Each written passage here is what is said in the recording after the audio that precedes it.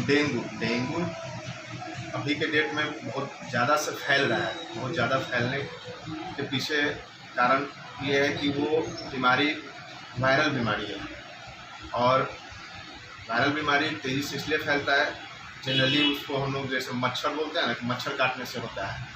मच्छर काटने से होता है, लेकिन वो दिन में जो मच्छर काटता है उससे होता है, रात के मच्छर से नहीं होता है। एक मच्छर एडीज नाम का होता है। दिन में अगर आपको डेंगू हुआ है, आपको वो काटा और फिर मुझे काटा, तो वो आपसे लेके मुझे दे दिया, ऐसा उसका ट्रांसमिशन बढ़ते जाता है।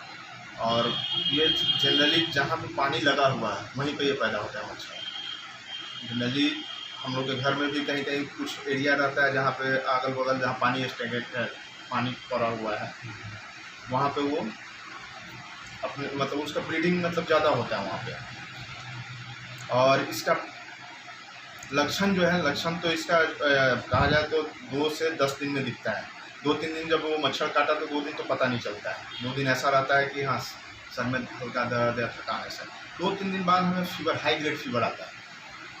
जनरली 2-3 दिन बाद फीवर 102, 103 ऐसे फीवर आएगा। पूरे शरीर में दर्द, थकान ऐसा फील होगा।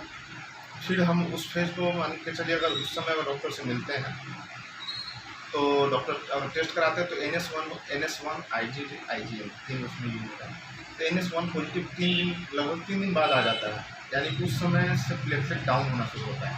तो NS1 पॉजिटिव जो होता है उसमें प्लेटलेट डाउन होता है। और प्लेटलेट ऐसा नहीं बोल सकते कि कितना डाउन होगा, और प्लेटलेट के लिए कोई दवा नहीं है कहने के लिए। डेंगू का स्पेशली कहा जाए तो कोई दवा नहीं है, वो वायरल डिजीज है, शरीर अपने आप उसको रिकवर करता है। हाँ, सपोर्टिव ट्रीटमेंट दिया जाता है, सिम्टोमेटिक ट्रीटमेंट दिया जाता है। सिम्टोमेटिक मीन्स कि हाँ फीवर है ज़्यादा तो फीवर के लिए हम बोले कि हाँ ये दवा खाइए। अगर दूसरा अगर कोई बैक्टीरियल इन्फेक्शन या TLC पर तो उसके लिए एंटीबायोटिक है, लेकिन एग्जैक्ट कोई दवा कोई कहे कि डेंगू का है तो नहीं है। तो उसके लिए सबसे ज़्यादा जरूरी है प्रिकॉशन। तो सर डेंगू में सबसे पहला लक्षण ये होगा कि बुखार 2-3 दिन के बाद मच्छर काटने हाँ, मतलब तो ज़्यादा तेज बुखार आएगा, दर्द होगा, जो हड्डी तोड़ बुखार जो बोला जाता है इसी को बोला जाता है, पूरे जोर जोर में दर्द होगा। और अगर प्लेटलेट मतलब अगर हम चेक नहीं करें, प्लेटलेट डाउन होगा तो रेड पैचेज आना शुरू हो जाएंगे। प्लेटलेट कम होने से पेट पे दिखता है, जनरली पेट पे आदमी हम लोग चेक करते हैं कि रेड पैचेज। उससे भी अगर ज़्यादा अगर ये हुआ तो कहीं से जिसे छींक दिया कस के तो ब्लीडिंग, प्लेटलेट डाउन होने से खून पतला हो जाता है हम लोग का, तो ब्लीडिंग शुरू है। इसमें यही सबसे ज़्यादा जो बड़ा कॉम्प्लिकेशन है कि ब्लीडिंग इसका बंद नहीं होता है। सर ये 2 चीज़ तो आपने बताई, पहला चीज़ कि इसका सिम्टम्स और दूसरा चीज़ इसका ट्रीटमेंट। इसका प्रिकॉशन क्या होता है, कैसे आदमी इससे बच सकता है, या इसके लिए कुछ उपाय हो? प्रिकॉशन के लिए ये है कि जैसे अभी हम यहाँ बैठे हुए हैं, ये मेरा चैम्बर है, तो चैम्बर में जैसे अभी बैठे हैं तो मच्छर का तो खैर यहाँ ये नहीं है, फिर भी अभी ऑल आउट नेट जो भी है उसको जला के रखें। और चीज़ रेपेलेंट आता है, मस्कीटो रेपेलेंट लगाने के लिए। अगर हम बाहर काम कर रहे हैं, अगर हमें पता है कि इस एरिया में है मच्छर, चाहे यहाँ पे डेंगू वाले लोग हैं, डेंगू वाले लोग बोले ना कि ये जो मच्छर होता है कि अगर आपको काट के फिर हमें काटा तो वो वहाँ से लेके हमें दे दिया, तो वो काटने से बचने के लिए वो रेपेलेंट भी अप्लाई कर सकते हैं। और खास कर बचाव करना है तो मच्छर से ही बचाव करें, मच्छर से, और स्पेशली दिन वाले मच्छर से। दिन वाले मच्छर से ऐसे मच्छरदानी लगा के अगर सोते हैं दिन में भी तो कोशिश करें। सर कुछ लोग कहते हैं कि अगर डेंगू हुआ है तो बकरी का दूध पिए या फिर पपीते का प्लेटलेट यूज करें, तो नहीं, मैं पपीते का वो जो पत्ते का बोलता है लोग, उसको मैं मना करता हूँ। कारण क्या होता है कि हमारा जो GI सिस्टम है इसमें इन्वॉल्व होता है। जब भी कोई वायरल अटैक होता है लिवर उसमें इन्वॉल्व होता है, अगर वो लेते हैं तो हो सकता है और कंडीशन बिगड़ सकता है, क्योंकि हमारा जो लिवर है मतलब कोई भी वायरल अटैक होगा उसमें वो इन्वॉल्व होता है। बैक्टीरियल में भी होता है, तो उसमें हाँ पपीता खा सकते हैं ज़्यादा से ज़्यादा, मतलब जैसे फ्रूट्स में जैसे हो गया पपीता हो गया, अनार हो गया, सेब हो गया, कीवी फल हो गया, ये सब खाएंगे तो हमारा इम्यून बूस्ट होगा। इम्यून बूस्ट यानी कि अपने आप को हम बहुत जगह से बकरी का दूध, हाँ बकरी का दूध भी ले सकते हैं। बकरी का दूध, गाय का दूध, बकरी का दूध को माँ के समान माना जाता है। माँ का दूध बकरी का दूध ज़्यादातर डाइजेस्टेड होता है। हाँ, तो इसलिए उसको लेने में कोई दिक्कत नहीं है। हाँ, लेकिन उसमें कुछ लोग एडवाइस देता है कि मैं उबाल कर नहीं लेना है, बिना उबाले कुछ नहीं लेना चाहिए, क्योंकि नहीं उबालने पे उसमें बैक्टीरिया डेवलप हो जाता है। सर एक चीज़ और डाउट्स यहाँ दिख रहा है कि आपने बताया कि दिन के मच्छर और रात के मच्छर, ये दोनों में मतलब कैसे क्या आखिर क्या कारण है कि डेंगू का मच्छर दिन में ही नहीं, ये आपका कहना सही है। जैसे कुछ लोग मतलब जैसे कुछ जीव जैसे होते हैं, जैसे कैसे बोलते हैं, बहुत सारे जीव जो रात में एक्टिव होते हैं जी जी। और कुछ ये दिन में। तो जैसे ये वाला जो मलेरिया वाला है वो तो 24 घंटा कभी भी उसका कोई ये नहीं, लेकिन एडिस जो होता है ना वो दिन में ही एक्टिव रहता है, वो रात को एक्टिव नहीं होता है।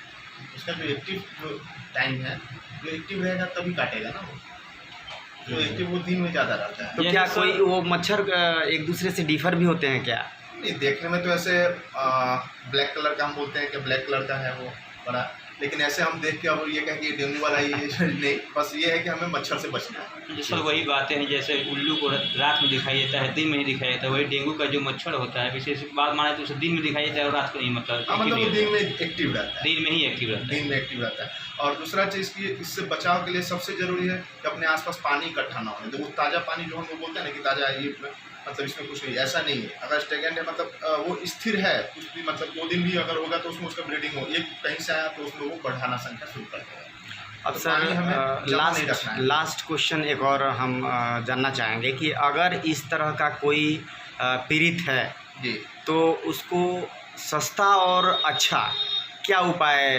करना चाहिए? सबसे ज़रूरी है जब भी मतलब इसमें हम बताएं ना, सिम्टोमेटिक ट्रीटमेंट और सपोर्टिव ट्रीटमेंट, वही इसमें काम करता है। इसका स्पेसिफिक कोई ये नहीं है कि ये दवा देंगे तो ये ठीक हो जाएगा, ठीक है। इसमें सबसे ज़रूरी है कि हम सेकेंड स्टेज मतलब कॉम्प्लिकेशन की तरफ ना बढ़े मीन्स कि अगर हमें थोड़ा सा भी ऐसा फीवर और ये सब हुआ, डॉक्टर से मिले, डॉक्टर से अगर मिलते हैं, जो भी अगर ये हुआ टेस्ट में पता चला, उस हिसाब से डॉक्टर एडवाइस करे, उसको हम फॉलो करें। हाँ, प्लेटलेट जब ज़्यादा डाउन होता है तो हमें प्लेटलेट चढ़ाना पड़ता है, उससे हम उसको फुलफिल करते हैं, ना कि मतलब ये करके कुछ दवा है कि हम उसको देखें। वो प्लेटलेट फुलफिल करते ताकि वो मेंटेन रहे शरीर में। हमें क्या इसमें होता क्या है कि शरीर का जो ब्लड है, जब ये होगा, इसका इन्फेक्शन होगा, प्लेटलेट तो वो मतलब अंदर जो कैपिलरी है उससे ब्लड लीक होने लगता है, प्लाज्मा लीक होने लगता है, ब्लड जो होता है गाढ़ा हो जाता है, जिसमें हेमाटोक्राइट बढ़ जाता है। हेमाटोक्राइट होता है तो बढ़ने से बहुत सारा दिक्कत शुरू हो जाता है।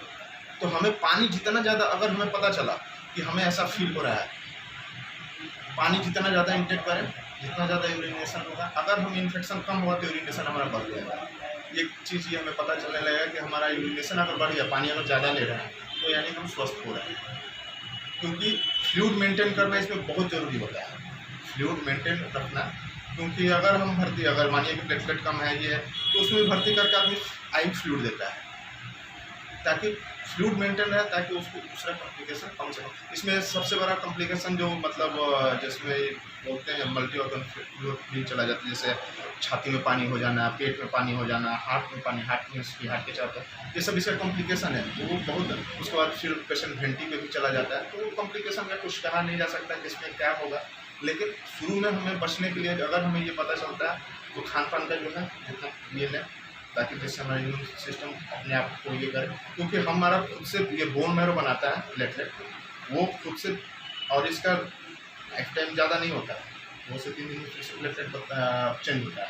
आज बना, 2-3 दिन बाद वो मर जाएगा, फिर दूसरा बनेगा। ऐसे ये साइकिल चलते रहता है, तो कहने का मतलब ये है कि ओवरऑल की इसके लिए हमें खुद से मतलब ये रखना है कि मतलब हम ठीक हो जाएंगे। और दूसरा चीज़ कि थोड़ा सा भी कुछ ये हुआ, थोड़ा सा भी मतलब जैसे पता चला कि ऐसा है, तो तुरंत हम डॉक्टर से मिल जाए।